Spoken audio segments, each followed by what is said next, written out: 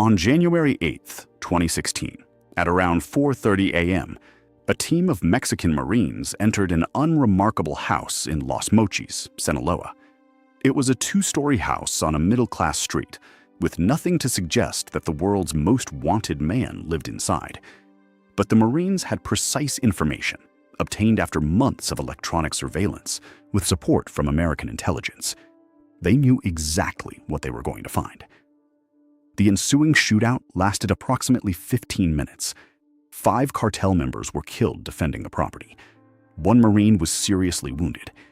And in the chaos, 2 men managed to escape through a secret compartment in a bedroom closet, a trapdoor that led to a network of tunnels connecting to the city's sewer system. By the time the Marines discovered the trapdoor, the 2 men were already running through the sewers of Los Mochis, waist-deep in dirty water, trying to reach one of the predetermined exits that had been planned precisely for this situation. One of the 2 men surfaced on an empty street. He stole a car.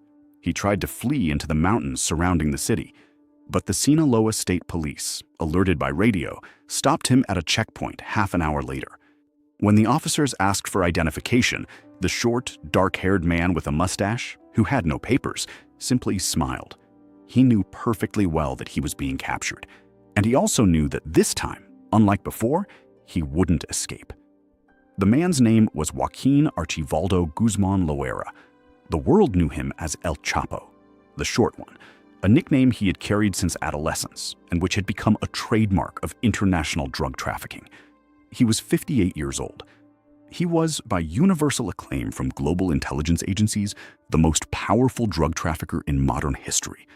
His organization, the Sinaloa Cartel, moved more cocaine into the United States than any other organization on the planet.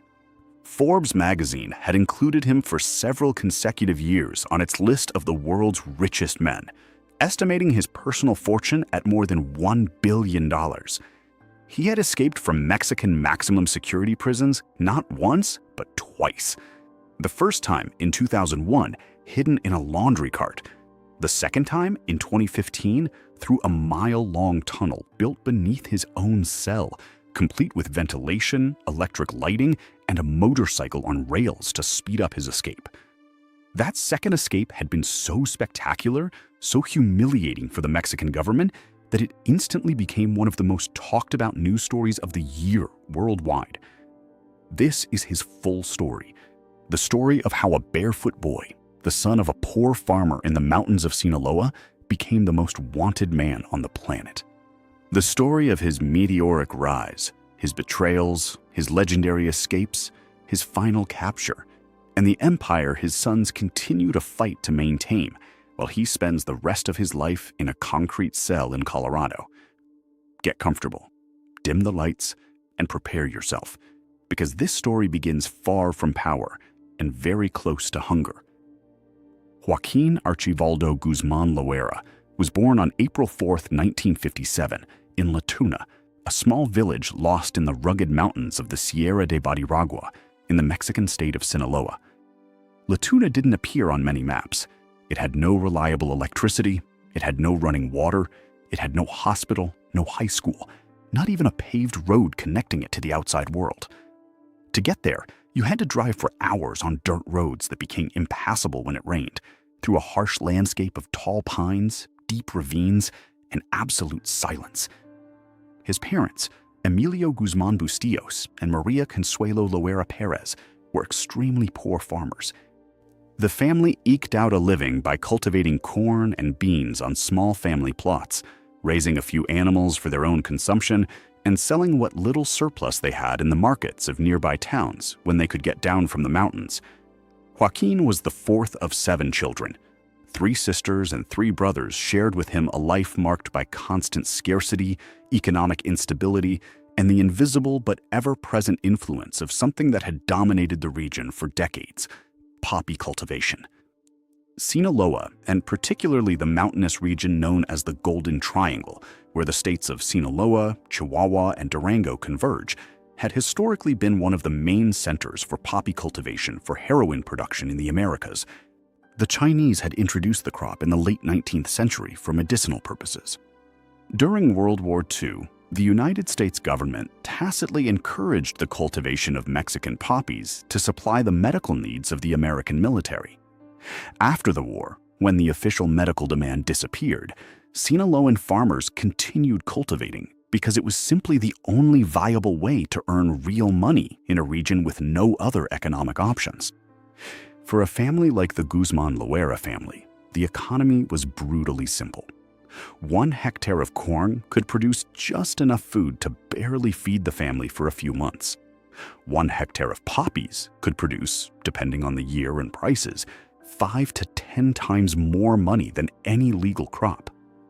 The difference between absolute poverty and a minimally dignified life was written in red and white flowers blooming on remote mountain slopes. It wasn't a moral choice, it was a matter of survival. Joaquin's father, Emilio, was actively involved in poppy cultivation, though according to family accounts, he also smuggled opium with middlemen who came up to La Tuna to buy the opium gum produced by the farmers. He was a harsh, authoritarian man, and according to later testimonies from his own children, occasionally violent with his family. Joaquin and his siblings grew up watching their father being exploited by these middlemen, who paid meager prices for the opium gum, and then resold it at much higher prices to the major traffickers in the region. It was an economic lesson that young Joaquin would never forget. The money was in controlling distribution, not in production. Joaquin sporadically attended a rudimentary primary school in a nearby town when the weather permitted the journey on foot. He learned to read and write with difficulty. His formal education ended in the 3rd grade, around the age of 8 or 9, when he fully joined the family farm work. He was physically small, much smaller than his brothers, and this detail earned him a nickname that would become one of the most famous in the criminal world, El Chapo, which in colloquial Mexican Spanish simply means short or of short stature. But what he lacked in height, he more than made up for in other qualities that his childhood friends noticed early on: extraordinary natural cunning, an ability to read people beyond his years, infinite patience to wait for the right moment to act, and physical courage that bordered on recklessness. He was the kind of boy who organized his younger siblings, negotiated prices with adult vendors, and dared to do things other children in the village wouldn't. Without anyone putting it in those words, he was already displaying the qualities of a future leader. In his late teens, around 15 or 16 years old, Joaquin left his family home and moved in with his maternal uncle, Pedro Avilés Perez, who would become known in the history of Mexican drug trafficking as El León de la Sierra, the Lion of the Sierra. Pedro Avilés was a legendary figure in Sinaloa. He was one of the state's first major modern traffickers, considered by many drug trafficking historians to be the father of large-scale drug trafficking in Mexico. He operated with an organizational sophistication that was unusual for the time, using small planes to transport marijuana directly to the United States, bypassing traditional border controls. Under the tutelage of his uncle Pedro, young Joaquin learned the fundamentals of the business. He learned how to cultivate poppies on an industrial scale. He learned how to process opium gum into morphine and morphine into heroin. He learned how to organize shipments across the border. He learned how to bribe local police, military officers, and customs officials. Above all, he learned that success in drug trafficking depended less on bravery than on discipline, patience, and the ability to cultivate relationships with people at all levels of power. Pedro Avilés was killed by Mexican federal police in 1978 in an ambush on a Sinaloa highway. His death marked a turning point in Mexican drug trafficking. The criminal structure he had built fragmented, and from its remnants emerged several figures who would dominate the business in the following decades. One of those figures was Miguel Ángel Félix Gallardo, known as El Padrino, the Godfather, who would become Mexico's first major modern drug trafficker and the founder of what would become known as the Guadalajara Cartel. Joaquin, then 21 years old, joined Félix Gallardo's organization. He started at the bottom, initially handling logistical tasks, organizing shipments, supervising teams of workers at transit points, and ensuring bribes were delivered promptly to the appropriate corrupt officials. It was methodical work, unglamorous, but crucial to the cartel's operation, and Joaquin performed it with a meticulousness that set him apart from other operatives. He was never late, He never made mistakes. He never stole a single peso. His loyalty and efficiency quickly caught Felix Gallardo's attention, and he began entrusting him with increasingly greater responsibilities. In the mid-1980s, the Guadalajara cartel dominated the trafficking of marijuana and heroin from Mexico to the United States. But something was changing in the international market. Cocaine, which for decades had been produced and distributed primarily by Colombian organizations like Pablo Escobar's Medellin cartel and the Cali cartel, was facing logistical problems. Pressure from U.S. authorities on traditional Caribbean routes was leading to an increasing number of shipments being intercepted. The Colombians needed an alternative. Seeing an opportunity, Felix Gallardo offered the Colombians something extraordinary: the use of Mexico as the main transit corridor for Colombian cocaine to the United States, in exchange for a percentage of each shipment. It was an agreement that would forever change the geography of global drug trafficking. And Joaquin, rising rapidly within the organization, became one of the main logistics operators for this new flow of cocaine. In 1989, an event occurred that completely restructured Mexican drug trafficking. Miguel Angelo Felix Gallardo, El Padrino, the Godfather, was arrested by Mexican authorities, largely due to American pressure following the murder of DEA agent Enrique Camarena 4 years earlier. From his cell in a maximum security prison, Felix Gallardo convened a historic meeting of his top lieutenants at an Acapulco hotel. There, according to later accounts, he formally divided Mexican territory among his various operations, assigning specific regions to specific individuals. It was, essentially, the partitioning of an empire. Joaquin Guzmán Loera was assigned control of the Pacific corridor, particularly the Sinaloa region and parts of Sonora, including several key border crossing points. Other operators were assigned different regions: Juarez, Tijuana, the Gulf of Mexico. Each would become the founder of his own criminal organization, and all of them, to a greater or lesser extent, would eventually end up at war with each other. In the early 1990s, Joaquin consolidated what would become known as the Sinaloa Cartel. Together with his main partner, Ismael El Mayo Zambada, Joaquin built an organization that combined the logistical discipline he had learned from Pedro Avilés with the management sophistication he had absorbed from the Guadalajara cartel. But they added something new, an almost religious obsession with logistical innovation. El Chapo became famous for his almost boundless creativity in finding new ways to smuggle cocaine into the United States. Under his leadership, the Sinaloa cartel pioneered methods that seemed straight out of spy novels.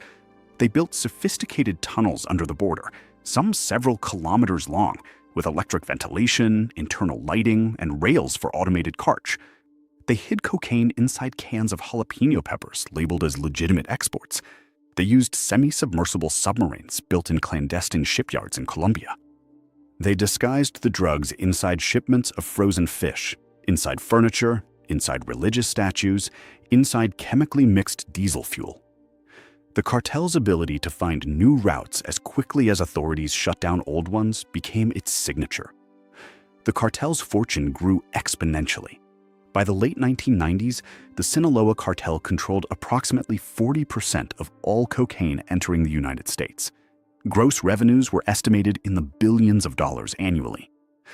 Joaquin Guzmán personally amassed a fortune that international agencies would have difficulty quantifying precisely, though the most conservative estimates placed it between $1 and $3 billion.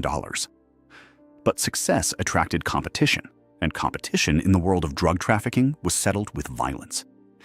Beginning in the late 1990s, the Sinaloa cartel began a series of turf wars against other Mexican organizations that would last more than 2 decades and leave tens of thousands of people dead across Mexico. The wars against the Juarez cartel, the Gulf cartel, Los Zetas, and eventually El Mencho's Jalisco New Generation cartel would define the landscape of Mexican drug trafficking in the 21st century. In June 1993, El Chapo's luck ran out for the first time. He was arrested in Guatemala near the Mexican border and immediately handed over to Mexican authorities. The context of the arrest was complicated. 2 months earlier, in May 1993, Cardinal Juan Jesus Posadas Ocampo had been murdered under unclear circumstances in the parking lot of the Guadalajara airport. The official theory was that the cardinal had been mistaken for El Chapo during an assassination attempt orchestrated by his enemies in the Tijuana cartel.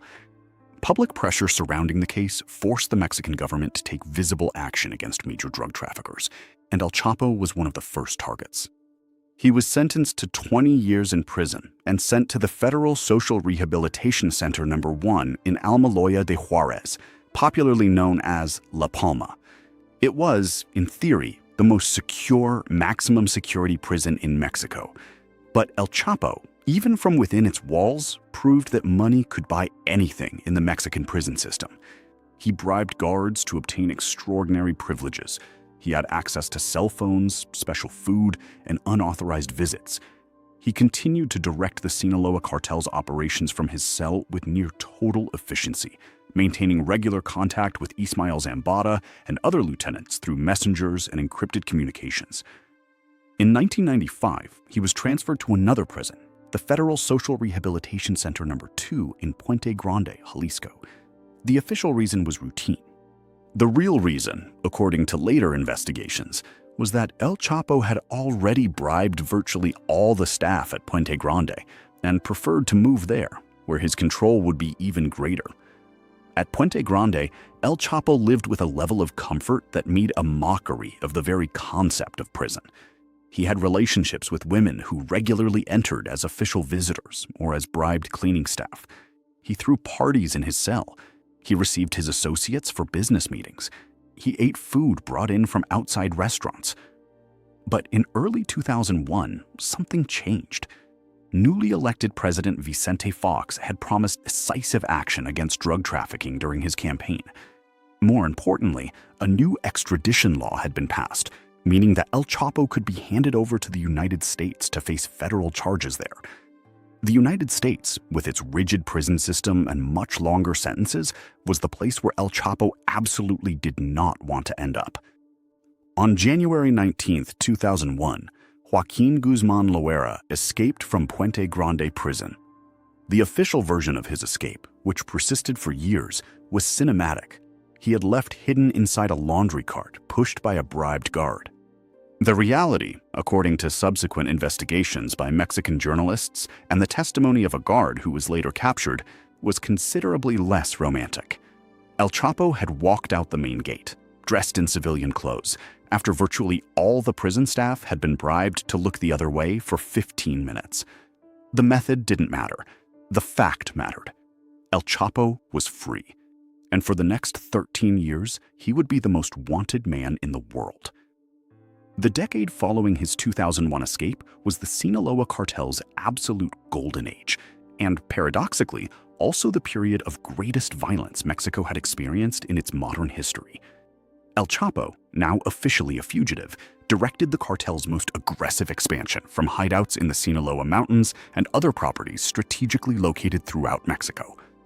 His ability to evade capture for so long relied on a combination of factors: a network of informants covering virtually every major municipality in Sinaloa, massive bribes to military and political officials at all levels, a constantly changing safe house, and the almost religious support of rural Sinaloan communities, where El Chapo was seen as a legendary, almost mythical figure.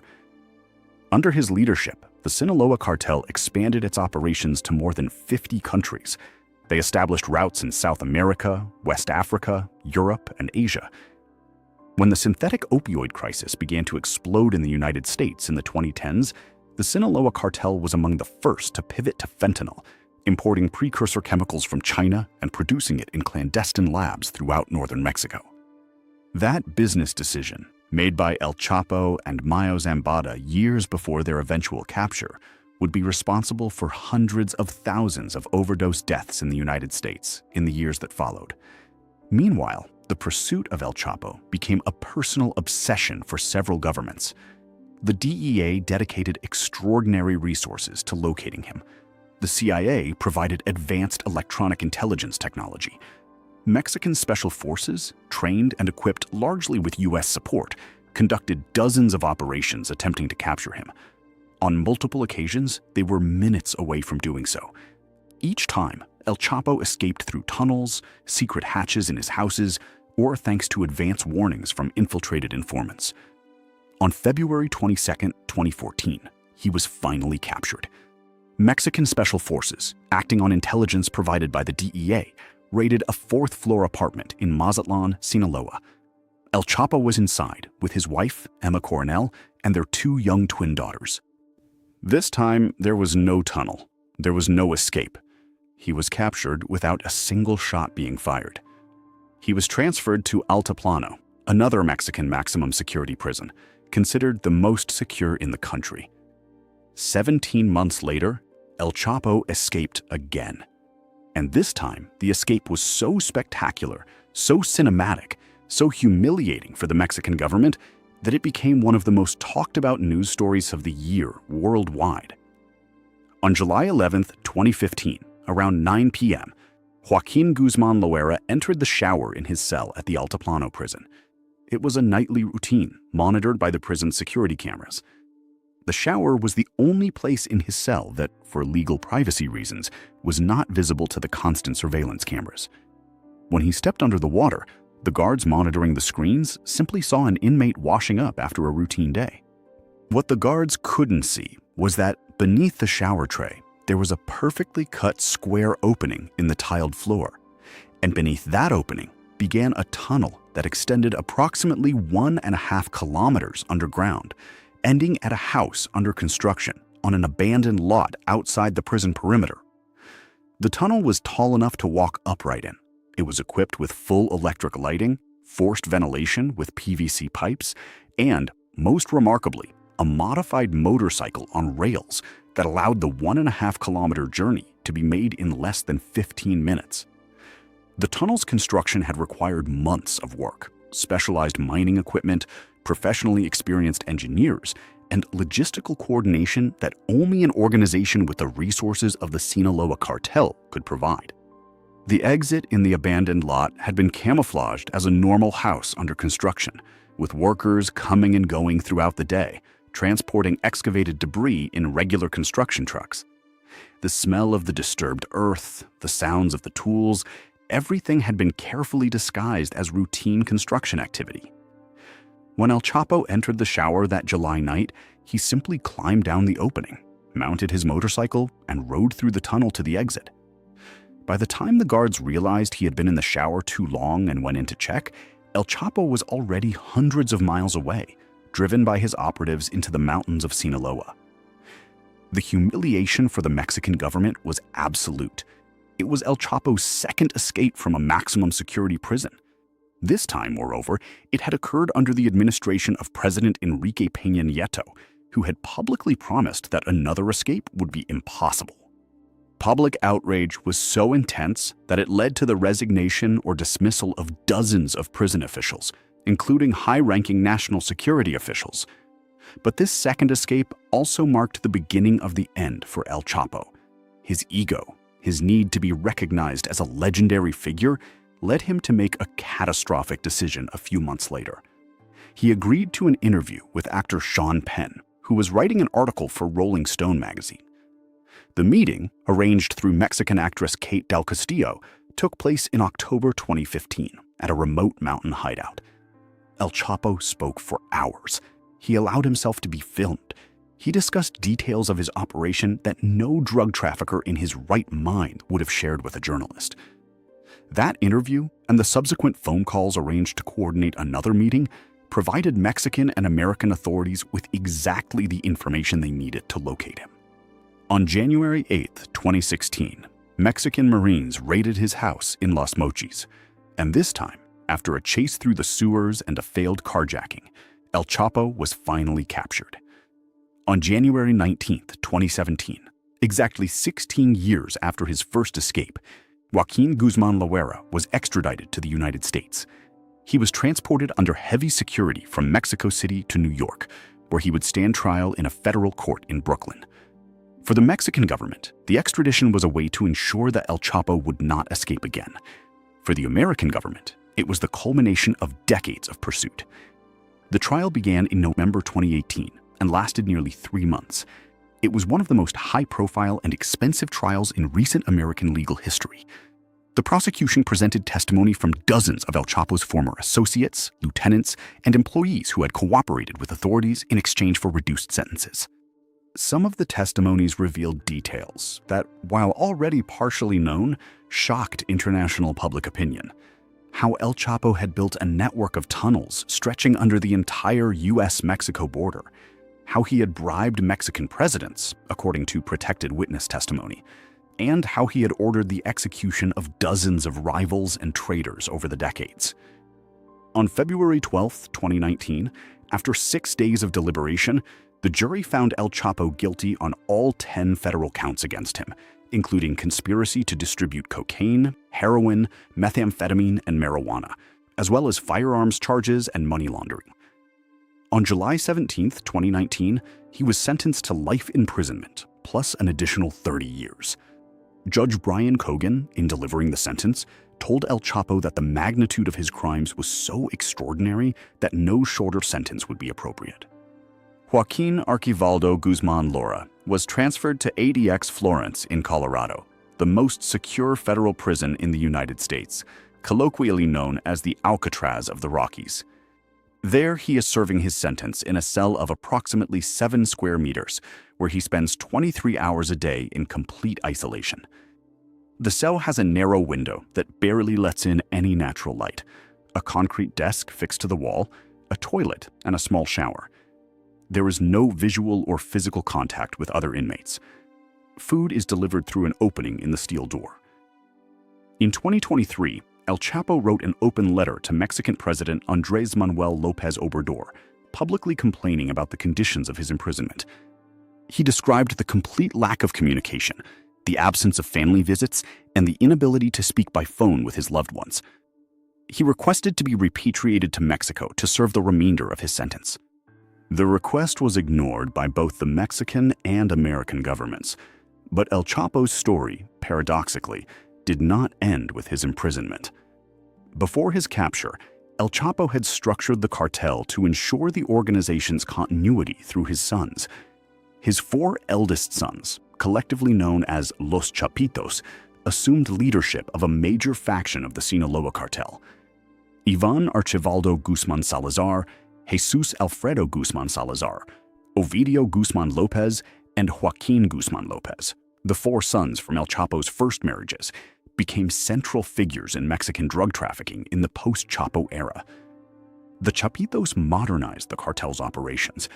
Under their leadership, the Sinaloa Cartel became one of the world's leading producers and distributors of synthetic fentanyl, a drug approximately 50 to 100 times more potent than morphine.